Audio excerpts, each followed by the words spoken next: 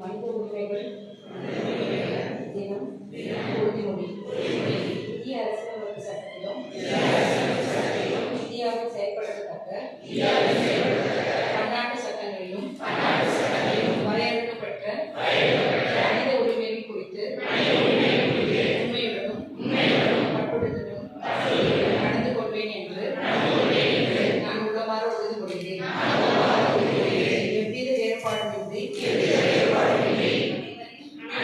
மனித உரிமைகளை மதித்து நடப்பதுடன் மனித உரிமைகளை பாதுகாக்கும் வகையில் நான் என்னுடைய கடமைகளை ஆற்றுவேன்.